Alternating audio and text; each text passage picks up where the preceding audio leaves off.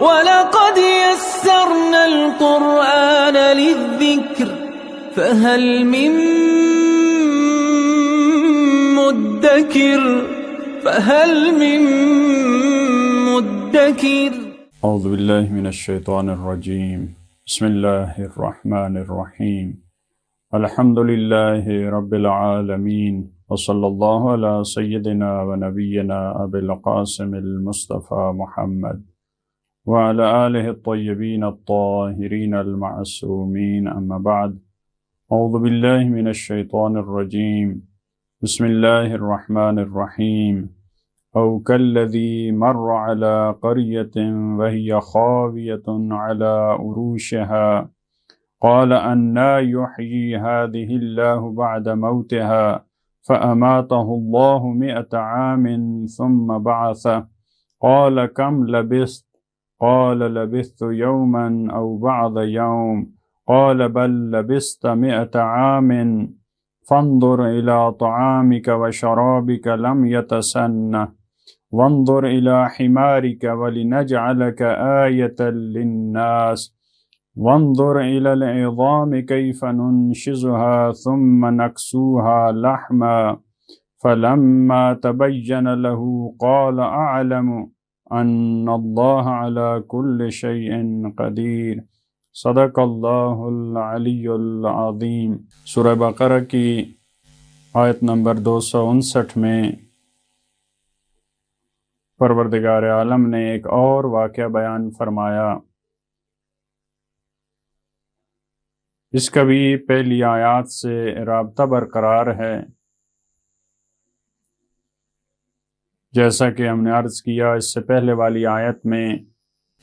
پروردگار عالم نے ہدایت کا ایک راستہ جو کہ گفتگو کا راستہ تھا، اس گفتگو کے راستے کو قبول کرتے ہوئے بعض ہدایت پا جاتے ہیں، خدائی راستے پہ آ جاتے ہیں، اور بعض انکار کرتے ہیں۔ اس کی ایک مثال حضرت ابراہیم کی گفتگو پیش کی جو ان کے وقت کے بادشاہ کے ساتھ۔ اب اس دوسرے واقعہ میں پروردگار عالم بعض افراد کی ہدایت ان کو دکھانے کے ذریعے، راستہ دکھانے کے ذریعے، یہ بھی ایک طریقہ ہے پروردگار عالم ایک مرتبہ آپ سے کوئی سوال کرتا ہے تو آپ گفتگو کے ذریعے اس کا جواب دیتے ہیں، کوئی راستہ پوچھتا ہے آپ گفتگو کے ذریعے اس کو بتاتے ہیں، ایک مرتبہ آپ اس کے ساتھ چلتے ہیں اور اس کو راستہ دکھاتے ہیں، آپ اس کی ہدایت اس طرح سے کرتے ہیں، دکھانے کے ذریعے، حق اور حقیقت دکھانے کے ذریعے۔ ایک قرآن کریم نے یہ راستہ انتخاب کیا ہے، اور اس کا رابطہ یہ بھی ہو سکتا ہے گزشتہ آیت کے ساتھ کہ وہاں پہ جو بادشاہ تھا وہ کہہ رہا تھا کہ میں زندگی دیتا ہوں، میں موت دیتا ہوں، تو یہ مثال دے کر بیان کیا گیا کہ پروردگار عالم تو اس طرح سے زندگی اور موت دیتا ہے، اس کی قدرت تو اتنی بے مثال ہے کہ 100 سال موت دینے کے بعد بھی وہ زندہ کر سکتا ہے۔ وہ حقیقت میں حی ہے، وہ حقیقت میں زندگی دینے والا ہے۔ لہذا یہاں پہ فرمایا او کالذی مر علی قریۃ، یا اس شخص کی مثال، یہ بھی اس واقعہ پہ، پہلے والا جو واقعہ بیان ہوا اسی کے جو مضمون ہے اسی پہ، یعنی ایک ہدایت کا اور ایک واقعہ، اسی وجہ سے اسی پہ عطف ہے، اسی مضمون پہ۔ او کالذی مر علی قریۃ، اور یا اس شخص کی مثال جو ایک آبادی سے جس کا گزر ہوا۔ اس شخص کا بھی پروردگار عالم نے نام نہیں لیا، لیکن جو یہاں پہ تعبیرات ہیں، جو الفاظ ہیں، ان سے پتہ چلتا ہے کہ یہ ایسی شخصیت تھی، ایسی ہستی تھی جس کا وحی الہی کے ذریعے پروردگار سے رابطہ تھا۔ یعنی اس سے پتہ چلتا ہے کہ ایک نبی خدا تھے۔ بعض مفسرین نے حضرت عزیر نام بیان کیا، لیکن خود قرآن نے اس آیت میں کوئی نام بیان نہیں کیا۔ کیونکہ قرآن کے لیے وہ جو اس فرد کے ساتھ، اس عبد خدا کے ساتھ جو واقعہ پیش آیا وہ مہم ہے، وہ فرد کون تھا وہ قرآن کے لیے اہمیت نہیں رکھتا یہاں پہ۔ وَهِيَ خَاوِيَةٌ عَلَىٰ عُرُوشِهَا، اور یہ قریہ اس کی کیا حالت تھی اس آبادی کی؟ وَهِيَ خَاوِيَةٌ، یہ خالی تھا، عَلَىٰ عُرُوشِهَا، خَاوِيَةٌ عَلَىٰ عُرُوشِهَا جب یہ اکٹھا استعمال ہوتا ہے یعنی ایسی آبادی تھی جو اپنی دیواروں اور چھتوں کے ذریعے گری پڑی اور خالی تھی اپنے اہل سے، یعنی ویران ایک آبادی تھی۔ عروش عرش کی جمع ہے، سقف یا چھت فقط جو دیواروں کے اوپر ہوتا ہے اس کے بارے میں استعمال ہوتا ہے، لیکن عرش اور عروش چھت دیواروں کے ساتھ اکٹھا اس کے لیے عرش اور عروش اس کی جمع یہ لفظ استعمال ہوتا ہے، یعنی وہ ساری آبادی جیسے کوئی اکٹھی موت آتی ہے یا ہلاکت یا عذاب، اس طرح سے پوری کی پوری آبادی ختم تھی۔ قال انا یحیی ہذہ اللہ بعد موتہا، تو اس شخصیت نے، اس ہستی نے کہا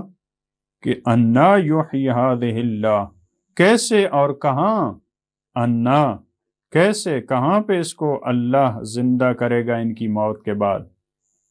حاضی یعنی اس آبادی، یہ آبادی سے مراد، اس قریہ سے مراد اس کے افراد ہیں، وگرنہ وہ خود آبادی، جیسے قرآن کریم میں آبادی سے سوال کر، قریہ سے سوال کر یعنی وہاں کے جو رہنے والے افراد ہیں، خود آبادی اور اس کی دیواروں سے تو نہیں ہوتا سوال۔ فَأَمَاتَهُ اللَّهُ مِئَةَ عَامٍ، جب انہوں نے یہ سوال کیا،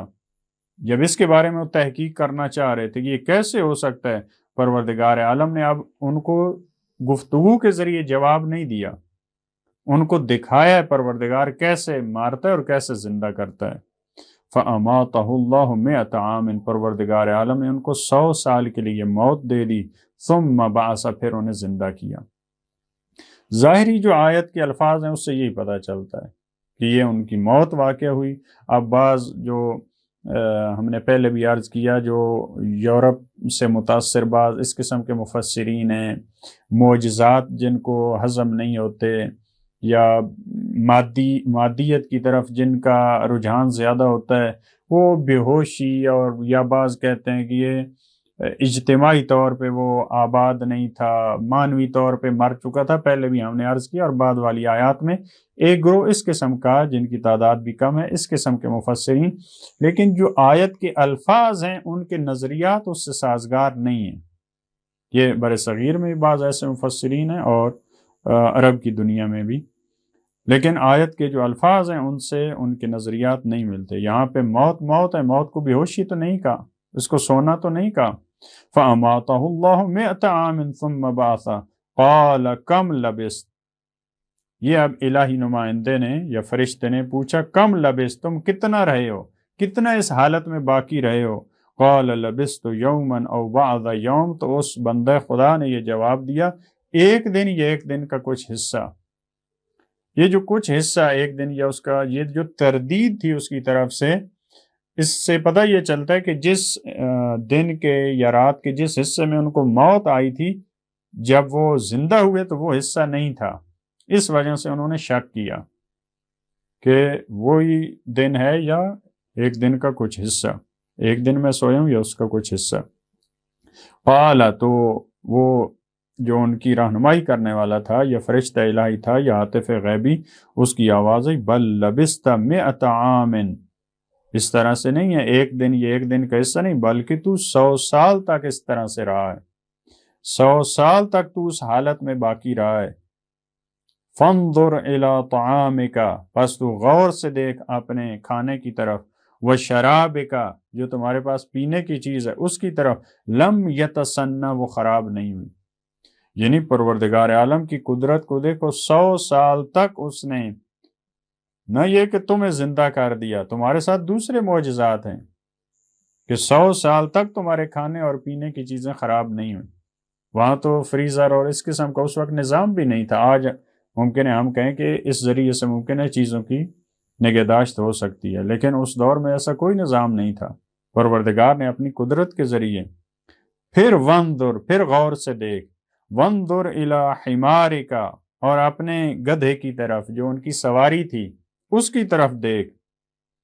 وَلِنَجْعَلَكَ آیَةً لِلنَّاسِ، اور ہم تجھے قرار دیں گے نشانی لوگوں کے لیے۔ دیکھیں خود یہ آیت کے الفاظ بھی اس نظریے سے سازگار نہیں ہیں جو کہتے ہیں کہ یہ مانوی طور پہ حیات تھی یا بے ہوشی تھی۔ اب بے ہوشی کو تھوڑا آیت اور معجزہ قرار دیا جاتا ہے، یہ اتنا بڑا کام تھا جس کو کہا تم آیت قرار دیں گے تمہیں لوگوں کے لیے، یعنی کون سا کام معجزہ ہے؟ بے ہوشی کے بعد زندہ ہو جانا اس میں معجزہ ہے یا مرنے کے بعد زندہ ہو جانا؟ وانظر الی العظام، پھر یہ دیکھیں 3 مرتبہ، یہ غور سے دیکھو، اس میں ظاہر یہی ہے کہ ان کی سواری کی ہڈیاں تھیں، نہ یہ کہ وہ آبادی جو مر چکی تھی، یعنی اسی کی ہڈیاں۔ کیف ننشزھا، ان ہڈیوں کی طرف دیکھو کیسے ہم ان کو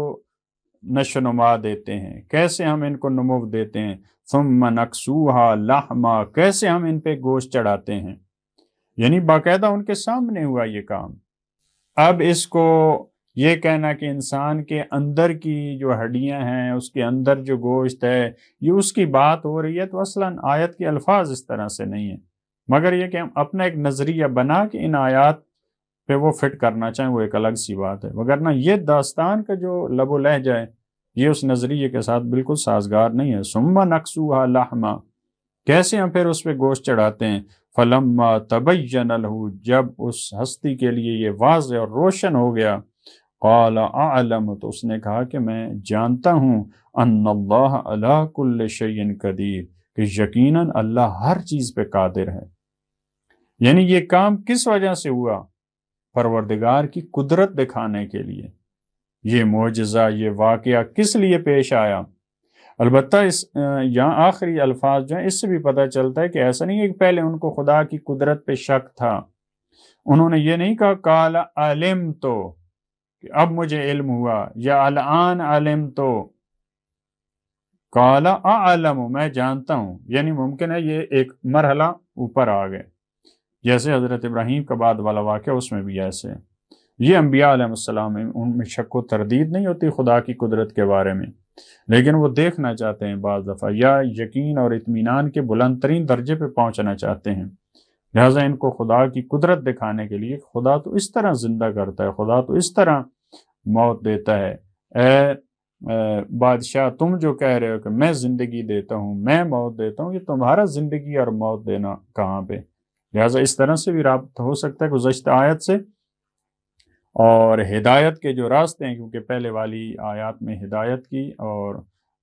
غوایت اور گمراہی کی بات ہوئی، تو ان آیات سے یہ بھی ثابت ہو سکتا ہے پروردگار عالم 3 راستے بتا رہا ہے ہدایت کے، ایک گفتگو کا راستہ، ایک اس طرح سے مردوں کو زندہ کرنے کا راستہ، مثال کے طور پہ آپ کسی کو فیکٹری میں لے کے جاتے ہیں اور دکھاتے ہیں کس طرح کوئی چیز بن رہی ہے، یہ ایک راستہ۔ اس کا ایک تیسرا راستہ ہدایت کا، وہ اس سے بھی بلند ترین راستہ ہے جو حضرت ابراہیم علیہ السلام اور ان کے پرندوں کے واقعے میں، جو انشاءاللہ بعد والی آیات میں بیان ہوگا۔ پروردگار سے توفیق مانگتے ہیں کہ ہمیں ہدایت کے ان تمام راستوں سے خدا ہمیں بھی فائدہ اٹھانے کی توفیق عطا فرمائے، اور ہمیں گمراہی کے راستوں اور ظلمات کے راستوں سے بچنے کی توفیق عطا فرمائے۔ اللہم صل علی محمد و آل محمد۔